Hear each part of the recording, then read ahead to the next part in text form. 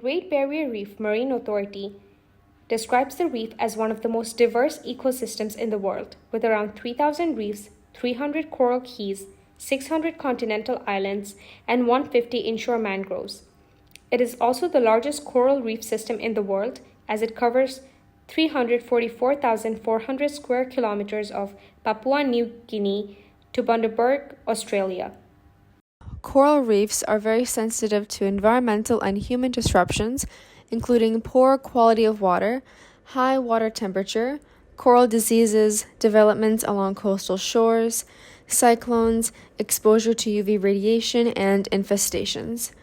A possible effect of these factors that we will focus on for this presentation is coral bleaching. Coral bleaching is a stress response done by corals induced by climate change. The review by Michael Lesser suggests that a buildup of methane gas and carbon dioxide contribute to the warming and acidification of the oceans. Additionally, studies done by Lesser suggest that UV radiation is extremely harmful for the coral's plant symbiotic partners.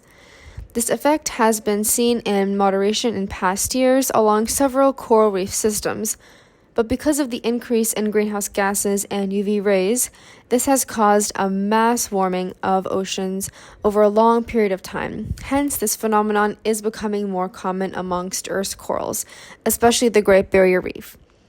The journal article by Ainsworth et al. States that coral bleaching occurs when the coral's symbiotic algae, aka dinoflagellates, also known as zooxanthellae, and photosynthetic pigments leave the coral animal. Since the coral is not getting adequate nutrients from their plant partners, they turn white, exposing their calcium carbonate skeleton. Moreover, because the corals cannot survive without their plant partners, the corals eventually die. In the book Effects on Climate-Induced Coral Bleaching on Coral Reef Fishes by Morgan Pratchett, the authors emphasize how increasing ocean temperatures by just 1 degree Celsius can cause the cascading effects of coral bleaching. Coral bleaching has a devastating effect on the planet and can even impact our class. Direct effects of coral bleaching include habitat and coral loss, which will reduce biodiversity in the oceans. Many aquatic species depend on the reef for shelter and food, thus without the reef, these organisms will eventually disappear. Loss of biodiversity will cause mass shifts in populations and can lead to predator-prey imbalances and can increase in species that are harmful for the reef, example, sea urchins and crown-of-thorn starfish. The fisheries will also suffer since there will be a plummeting in the amount of fish being caught, thus affecting the economy and one of our main sources of food. According to an article by Clive Wilkinson, approximately 350 million people live on islands surrounded by coral reefs, and millions more rely on the reef as a source of food and income, producing up to $10 billion US. Therefore, if coral bleaching occurs in these parts, their homes will be destroyed along with their main source of food and income, and additionally, those in the tourism business will suffer from this too. Moreover, the loss of coral reefs can also increase the severity of tropical storms, including cyclones. The effects of coral bleaching could even be seen in our own classroom. If the reefs begin disappearing at an alarming rate, this means less education, tourism, and careers dedicated to coral reef biology. Thus, if there is anyone wanting to study coral reef biology in the future, it may be harder to find a stable career. According to the website NOAA, coral reefs have proven beneficial for medical treatment of several ailments such as bacterial infections, which could inadvertently affect our class.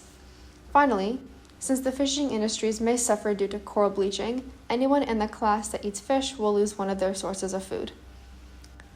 An alarming article by T.P. Hughes predicts that if global temperatures continue to rise over the next 50 years, there will be a massive loss of almost all of the coral reefs on Earth. Thank you for joining us. Can I get your name? Hi, my name's Jalen. Hi, I'm Michaela. What are your thoughts on coral bleaching? I think coral bleaching is very bad.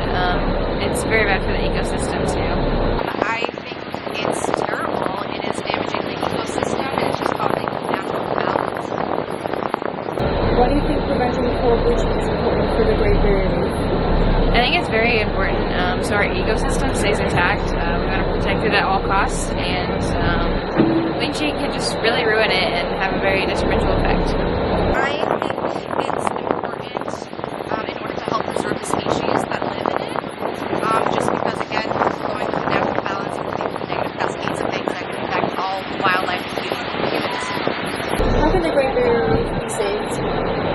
I think we can save the Great Barrier Reef by, not bleaching it, doing everything that we can to protect it, watching what we put into the water, just protecting it at all costs. Well, I know climate change is one of the biggest factors of coral bleaching, so we can all do our part to kind of decrease our carbon footprint. What are things you can do as a good tourist the next time you visit the Great Barrier Reef? Just watch it and,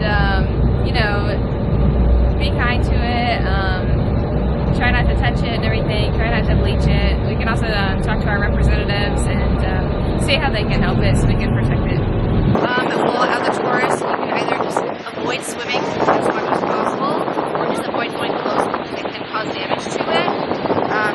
We can wear reef-safe sunscreen, so that way there's no chemical damage to it as well. And just don't live in it.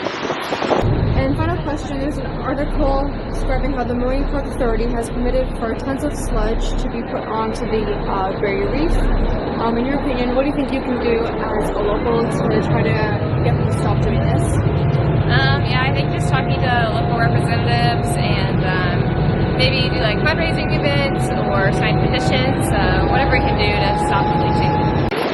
I mean, that really doesn't seem environmentally friendly and counterintuitive. I think we're going to actually save the reef. We need to reach out to our legislators, support reputable organizations, and just kind of spread the word and awareness.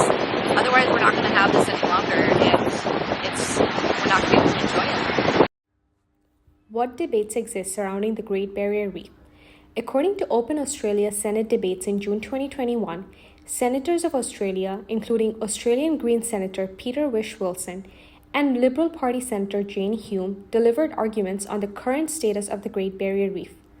While Senator Whish-Wilson emphasized on the back-to-back mass coral bleaching of the Great Barrier Reef in 1988, 2016, and 2017 and expressed danger looming over the Great Barrier Reef, Senator Hume emphasized on the Reef 2050 plan and its execution.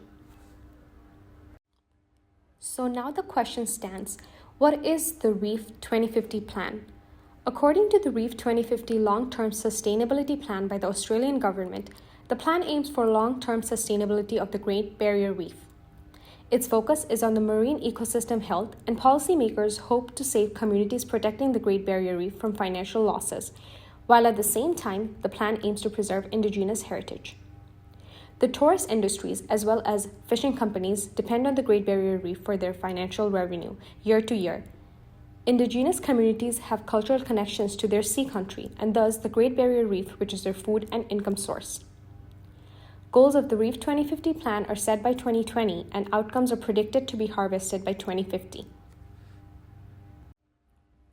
So the biggest concern now lies around the future risks to the Great Barrier Reef. So what are these risks?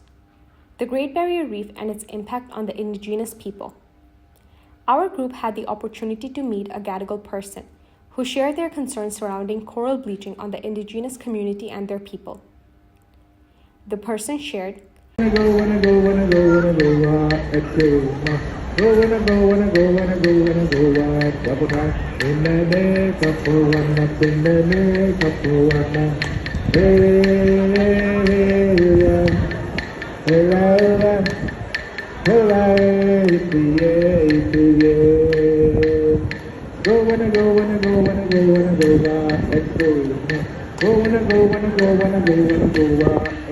The Australian Institute for Marine Science, AIMS, is one of Australia's companies that informs, prevents, and preserves the environment.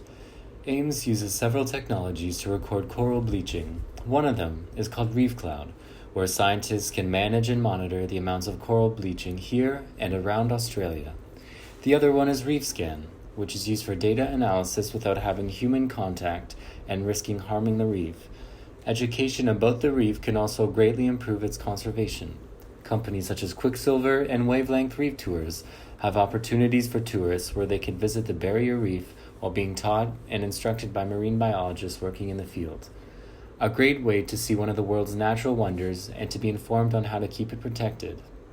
According to the website, the Nature Conservancy, there are other easy things we can do to preserve the reef. This includes wearing sunscreens that do not contain chemicals like oxybenzone, leaving no trace, such as cleaning up your garbage, and do not take coral or sand from the beach. Eat sustainable, and while diving on the reef, do not stand on it or touch it, and volunteer to do beach cleanups.